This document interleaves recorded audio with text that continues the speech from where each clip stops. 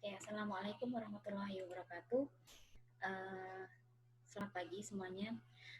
Jadi, sesuai dengan request-nya kalian, kita akan bahas soal kuis bab 1, yaitu hakikat fisika satu persatu. Jadi, melalui video ini, silakan disimak dengan cermat, karena kuis yang tampil di psikologi adalah kuis acak. Jadi, emang sengaja di random biar kalian mendapat nomor yang berbeda-beda kayak gitu. Jadi ini saya tampilkan file aslinya. Oke, kita mulai dari yang nomor 1. Nomor 1, hakikat fisika merupakan ilmu pengetahuan yang mempelajari kejadian alam berdasarkan hal-hal berikut. Kecuali, berarti di sini ada kecuali, berarti mana yang bukan? Yang bukan adalah yang hipotesis. Kenapa yang hipotesis bukan? Karena hipotesis itu hanya sekedar praduga dalam langkah-langkah metode ilmiah. Jadi metode ilmiah yang belum selesai itu belum menjawab apa yang kamu lakukan. Jadi fisika belum bisa diakui ketika belum selesai. Jadi kalau belum ada kesimpulan yang bisa teruji atau hukum yang bisa teruji, belum masuk pada keilmuannya fisika gitu. Oke, jadi yang nomor 1, hakikat fisika adalah ilmu pengetahuan alam yang pelajari berdasarkan kecuali, berarti bukan berdasarkan hipotesis, tapi berdasarkan fakta, prinsip fisika, konsep fisika, dan hukum yang teruji. Makanya nanti kalian kenal hukum 1, 2, 3 Newton, hukum 1, 2 Kirchhoff, hukum apalagi ya, selain hukum ada lagi nanti kalian mengenal teorema, mengenal konsep, itu nanti beda-beda. Kita akan belajar nanti lebih lanjut kalau sudah masuk fisika, apakah hukum, konsep, teori, teorema gitu. Kemudian yang nomor 2, bidang fisika. Oke, jadi kalau kalian buka PDF-nya ada beberapa cabang ilmu fisika, itu kadang mereka sebut sebagai bidang fisika yang berperan bidang fisika sangat berperan dalam ilmu kedokteran. Kemudian alat-alat kedokteran seperti radioterapi atau ekokardiograf atau EKG biasanya singkatannya merupakan penerapan dari ilmu fisika. Kemudian bidang fisika yang mempelajari benda-benda itu apa? Otomatis ini gampang karena ini sudah ada clue-nya. Fisika kedokteran, fisika di bidang medis atau medical gitu. Jadi fisika medis jawabannya yang E. Fisika di ilmu-ilmu kedokteran itu namanya fisika medis. Tapi kalau kalian masuk jurusan fisika, ada juga bidang minatnya fisika medis. Itu yang mempelajari tentang alat-alat kedokteran, tetapi cara kerjanya memakai konsep fisika gitu. Oke, next. Nomor 3, menurut Badan Penerbangan dan Antariksa Amerika Serikat atau kita biasa sebut NASA, gerhana matahari hibrid pada tahun 2049, insya Allah akan terjadi tahun ini, akan dimulai dan diakhiri dengan gerhana matahari cincin dan memuncak dalam bentuk gerhana matahari total. Simulasi di situs eclipse.star.gs menunjukkan gerhana matahari cincin akan dimulai di wilayah Timur Afrika. Puncak gerhana dalam bentuk gerhana matahari total akan terjadi di Samudra Hindia di sebelah baratnya Sumatera. Sementara itu, gerhana akan berakhir di Pasifik, di Samudra Pasifik. Ini kutipan dari kompas.com. Pertanyaannya adalah, cabang fisika yang mempelajari fenomena dari wacanya di atas. Jadi fenomena tentang gerhana-gerhana ini apa? Fisika modern? Tidak. Fisika energi? Tidak. Ini ya, dua ini yang kemungkinan akan dipilih. Pasti kalian akan memikirkan apakah astronomi atau geofisika. Jadi, kenapa kita hanya dua ini yang kita pikirkan karena dua ini yang paling dekat kaitannya kayak gitu. Jadi hubungannya gerhana apakah di bidang astro atau geofisik. Oke. Jadi cara berpikirnya geofisika, geos itu bumi. Jadi geofisika itu ilmu fisika tentang bumi. Jadi bumi aja, nggak di luar bumi. Kalau di luar bumi, sudah keluar dari bumi, berarti masuknya ke astronomi. Gitu. Jadi ini tentang gerhana-gerhana ini, tentang astronomi, ini bidang fisikanya adalah astronomi. Gitu. Jadi untuk catatan saja, nanti ada dua yang cukup membingungkan lagi kalau kalian ikut soal-soal TPA atau TPS zaman sekarang namanya. Nanti ada dua pilihan, astrologi atau astronomi. Itu sama-sama astro, tetapi beda. Gitu ya, sama-sama astro tetapi beda. Kalau astronomi, ilmu tentang benda-benda langit di luar bumi. Kalau astrologi, ilmu tentang posisi bintang atau rasi bintang. Jadi kalau kalian dulu atau sekarang ya, mungkin SMP lah ya, SMP kemarin-kemarin sempat lihat kayak kamu bintangnya apa gitu. Oh aku Libra, oh aku Pisces dan lain-lain. Itu sebenarnya ilmunya adalah ilmu astrologi, tetapi banyak orang membelokkan menjadi ramalan. Itu yang tidak boleh dipercaya adalah ramalannya. Tapi untuk gugusan bintang atau rasi bintangnya itu memang dipelajari di astrologi dan itu ada. Itu sebagai navigasi oleh orang-orang zaman dulu sebelum ditemukannya kompas. Jadi, oh bintang pari ada di sisi timur, langit sebelah timur. Bintang pari ada di sisi langit sebelah selatan.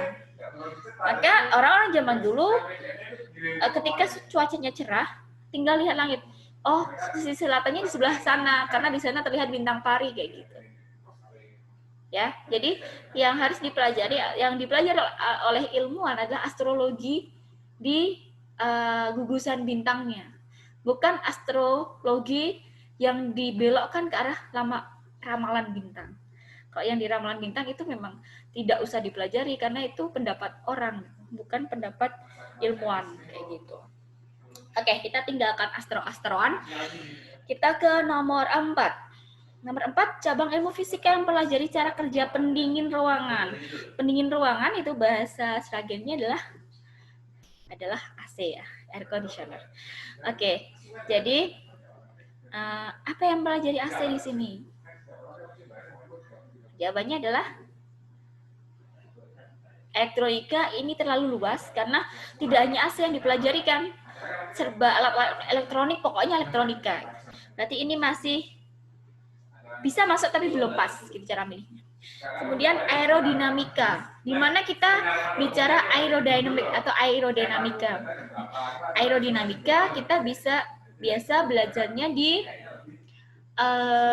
bentuk pesawat atau bentuk kapal atau bentuk badan mobil.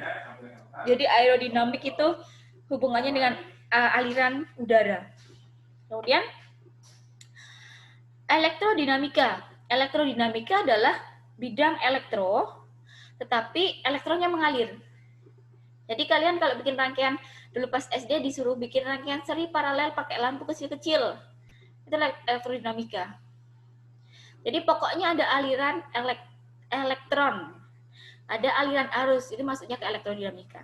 Jadi elektrodinamika ini anaknya elektronika, tetapi spesifik di aliran elektron.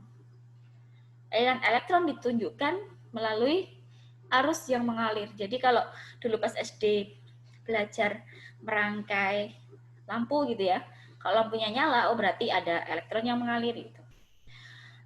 Kemudian yang D, mekanika fluida. Mekanika fluida. Kemarin sudah ada yang tanya di kolom komentar, Ustazah, fluida itu apa? Jadi fluida adalah zat yang dapat mengalir. Jadi fluida itu bisa udara atau gas. Fluida juga bisa zat cair. Tapi ada catatannya kalau zat cair yang mudah mengalir adalah yang density-nya rendah atau yang encer. Jadi mekanika fluida ini bicara tentang fluida yang mengalir. Zat yang bisa mengalir. Jadi fluida yang mekaniknya fluida. Contohnya apa? Contohnya kalau belajar prinsip kerja ini kapal selam. Jadi kan kalau SMP contohnya apa? Contohnya hukum ini, oh kapal selam. Jadi ketika fluidanya mengalir ke dalam atau keluar, itu maksudnya ke mekanika fluida.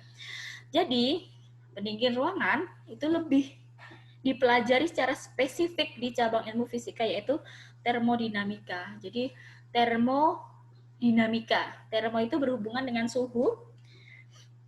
Jadi berhubungan dengan suhu, temperatur, usaha dan lain-lain.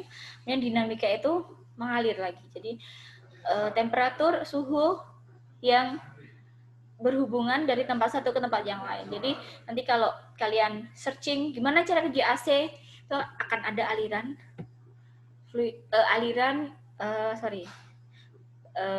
aliran atau ada pertukaran usaha yang bekerja terkait dengan suhu tertentu kayak gitu. Oke, ke nomor 5.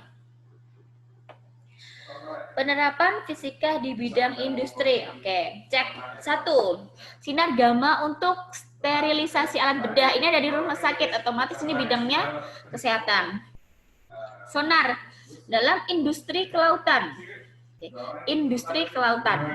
Ya, sudah ada industri kelautan. Berarti nomor 2. Oke.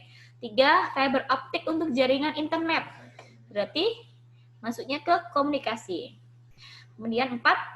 Gelombang akustik untuk mendeteksi kandungan gas atau minyak bumi. Ini juga skala industri.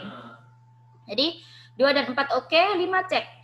Kereta maglev untuk superkonduktor. Berarti ini lebih ke transportasi. Jadi 2 dan 4. Charlie.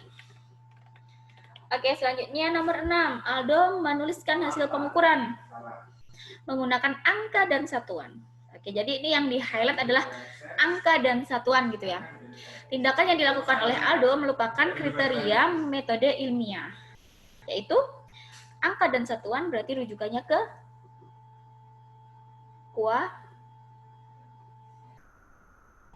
kuantitatif. Jadi kalau sudah menyangkut angka, itu berarti kuantitatif karena sangat sedikit proses fisika yang masuk ke proses kualitatif gitu. Nomor 7. Oke. Urutkan langkah metode ilmiah yang tepat. Oke. Jadi karena ini urutin, kita main trik. Eksperimen. Oh ya, terakhir itu pasti adalah kesimpulan. Berarti 5 harus terakhir. Oke. 5 terakhir ada C dan E. 3 dan 5, mana yang duluan? 3 dan 5, identifikasi masalah dulu. Atau, oh ini double. Oke, berarti ini tipe ya. Kita coba yang C. 3, identifikasi masalah. Oke, kemudian rumusan masalah. 4, informasi. Hipotesis. 7, eksperimen. Oke, analisis data dan kesimpulan. Berarti yang C, Charlie. 8. Pembuatan rumusan masalah dalam penelitian berdasarkan. Rumusan masalah akan muncul berdasarkan yang sudah baca. Rumusan masalah itu muncul berdasarkan latar belakang. Jadi apa yang mendasari atau apa yang membuat kalian itu melakukan penelitian? Maka di situ nanti akan disarikan menjadi rumusan masalah. Sebenarnya masalahnya itu apa? Masalah yang harus kamu pecahkan itu apa? Itu yang nanti akan jadi rumusan masalah. Jadi rumusan masalah itu adalah sari dari latar belakang. Kenapa sih kamu mau buat alat A? Oh, karena untuk mengatasi banjir di sini. Jadi masalahnya adalah apa? Nggak ada alat untuk mengatasi banjir di daerah tersebut, kayak gitu kan? Oke. 9. Sikap yang harus diambil praktikan. Oke. Jadi kalau kita ada soal panjang lebar kayak gini, bacalah dulu apa yang dimau soal. Jangan baca dulu dari awal, nanti baca ini, oh baca lagi gitu, wasting time. Dari bawah dulu. Ternyata oke, ini sikap yang harus diambil praktikan yang tepat. Oke, sikap ilmiah. Dalam sebuah praktikum, menghitung percepatan gravitasi menggunakan pedulum diperoleh beberapa data. Pedulum itu bola itu yang dikasih tali, kemudian nanti digoyang-goyang kayak gitu, namanya pedulum. Atau mungkin kalau di SMP bandul matematis atau ayunan sederhana. Oke, dari data itu dihubungkan sehingga diperoleh gradien yang menyatakan nilai percepatan gravitasi. Oke, jadi olah datanya melalui gradien grafik. Ternyata hasilnya tidak sesuai dengan teori. Apa yang harus dilakukan oleh si praktikan tersebut? Praktikan adalah orang yang melakukan praktikum. Oke. Manipulasi sedikit data biar mendekati teori. Bolehkah ini memanipulasi data? Tidak boleh. Ini adalah kejahatan di eksperimen. Jadi ini adalah kejahatan yang paling jahat kalau praktikan melakukan eksperimen gitu. Jadi kalau ilmuwan sudah expert gitu, eksperimen datanya dimanipulasi, itu jahat itu namanya. Kayak orang koruptor ya. Kemudian yang B, memberi opini terhadap kesalahan dalam praktikum. Opini tidak boleh ada dalam percobaan. Kenapa? Karena opini adalah pendapat yang belum teruji. Oke, opini adalah pendapat seseorang yang belum teruji kebenarannya. Jadi ini nggak boleh ada. Oke. Kemudian C, mengolah data sehingga menghasilkan yang sesuai teori. Gimana caranya? Wong ini sudah diolah dan ternyata tidak sesuai. Mau diolah lagi, wong datanya benar, ya akan sama kan hasilnya, nggak mungkin akan berubah gitu. Sepanjang langkah yang dikerjakan itu benar gitu. Yang D, tetap jujur dengan hasil praktikum dan mempertahankan data apa adanya. Oke. Dipikir dulu, ini mungkin benar. Yang E, mengulangi praktikum sampai sesuai dengan teori yang ada di buku.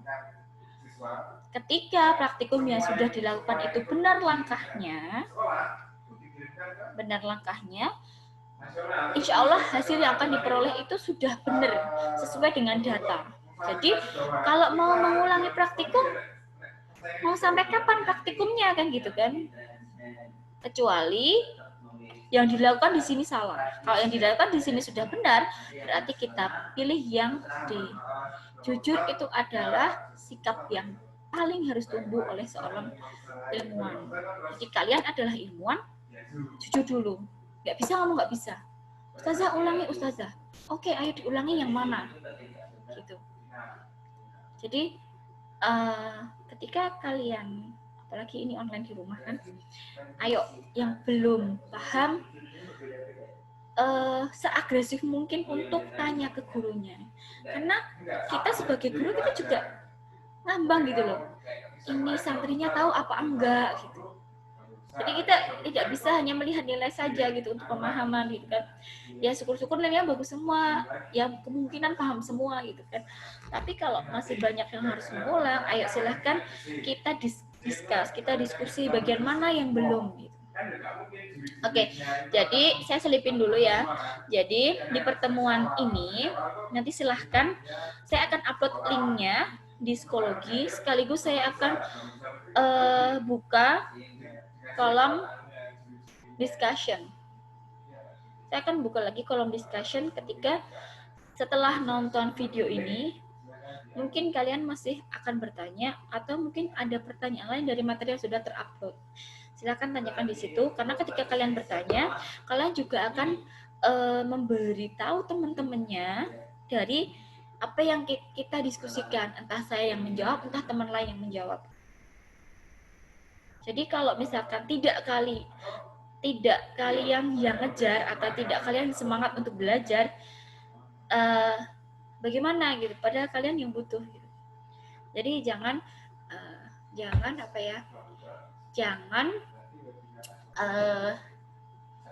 jangan menjadi pasif. Gitu. Jadilah aktif untuk sebuah ilmu gitu. Jadi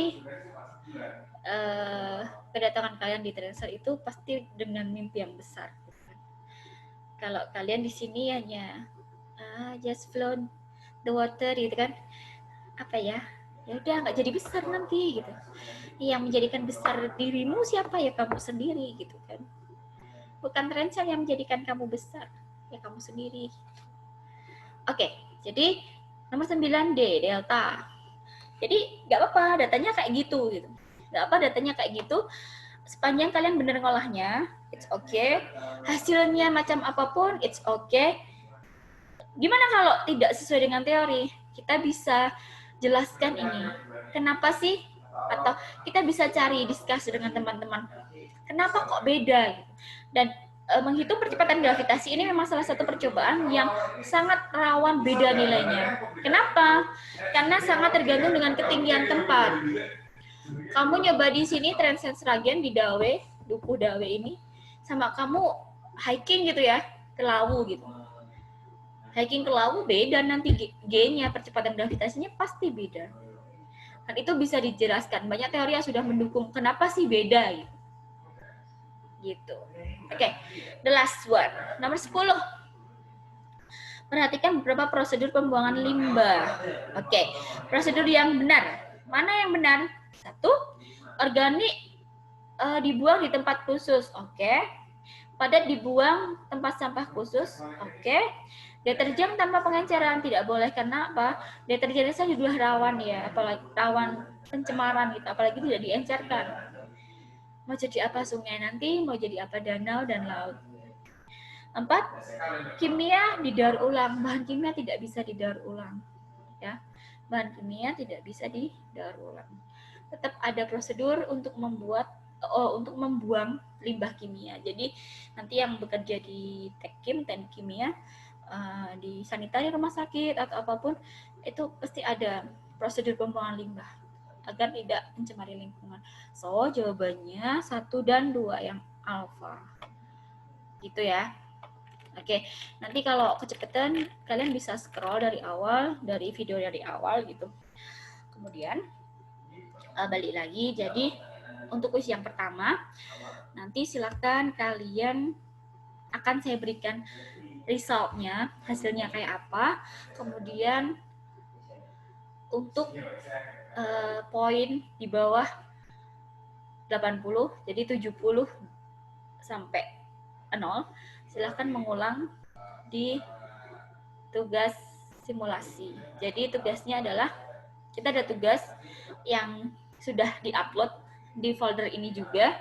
Tugasnya adalah mengerjakan beberapa soal saja dengan soalnya IC. Jadi kalian harus menulis dan kirimkan PDF-nya di psikologi. Silahkan, saya tunggu, di sana ada deadline-nya. Silahkan diperhatikan benar-benar deadline-nya. Dan untuk yang tidak remedi, kita akan melanjutkan ke bab berikutnya, yaitu tentang pengukuran, tentang besaran, satuan, dan pengukuran. Nanti tetap kita akan share filenya. Jadi kalian yang sudah tuntas silakan belajar duluan. Kemudian untuk pertemuan berikutnya, pertemuan kelima, nanti kita akan sudah mulai di bab kedua. Jadi bab kedua nanti mohon ekstra fokus karena sudah masuk ke inti fisikanya. Jadi kalau yang bab 1 ini pengenalan fisika, mungkin akan sama dengan bidang lain, kimia dan biologi, sama akan bahas tentang metode ilmiah dan lain-lain. Jadi sebenarnya sentralnya dimulai dari bab kedua. Jadi mulai pengukuran, mengulang di SMP dan diperdetail lagi sampai pengukuran selesai. Besaran, satuan, dan sampai pengukuran selesai. Gitu. Jadi untuk kelas saya, untuk kelas 10B, silahkan nanti santri di pertemuan kelima saya akan berikan pretest terlebih dahulu. Jadi setelah di pertemuan keempat saya selipkan PDF materinya, pertemuan kelima akan ada pretest. Gitu. Nah, mungkin ini akan berbeda untuk di kelas 10 yang lainnya. Jadi nggak apa-apa, it's okay, kita sama-sama belajar. Dan untuk gurunya tetap satu tim. Gitu. gitu. Jadi kelas 10B itu dengan saya, Ustazah Susanti, kalian bisa panggil Ustazah Santi saja. Kemudian yang kelas A, C, dan D itu dengan Ustazah Itari. Jadi kita sama-sama combine. Mana yang dibutuhkan di kelas kita akan, insya Allah akan munculkan dan upayakan kayak gitu. Oke. Jadi, oh ya, sebelumnya saya belum kenalan ya. Oke. Karena Zoom meeting yang pertama kita trouble gitu. Oke, saya Susanti Rahayu, saya guru fisika di Tensen. Di tahun ini, kebetulan saya, kalau tahun kemarin saya ngajar kelas 10 full A sampai D. Untuk yang tahun ini saya terlempar, gitu. Jadi saya yang ngajar satu kelas di kelas B, untuk kelas 10 dan kelas 12 C dan D, kayak gitu. Kemudian, apa lagi? Saya pernah belajar TK sampai SMA di Klaten, Jawa Tengah. Kemudian di Jogja 4 tahun, di Malang 2 tahun gitu. Jadi ya begitu saja. Kemudian untuk santri kelas 10, selamat datang di Trensen. Semoga pandemi segera berakhir, kalian segera masuk ke Trensen dan ayo kita sama-sama belajar. Untuk teman-teman yang tidak suka fisika, karena saya kemarin dapat komentar tidak suka fisika, ada beberapa, ayo belajar bareng-bareng. Insya Allah kalau kita belajar bareng, sering ketemu, sering sharing gitu. Mana sih sulitnya gitu kan? Atau mana sih butuhnya? Jangan-jangan kita belajar ngoyo nggak dibutuhkan gitu kan?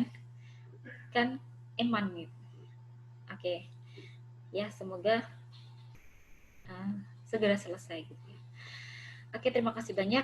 Silahkan yang berkepentingan membuka file yang sudah disiapkan. Terima kasih. Assalamualaikum warahmatullahi wabarakatuh.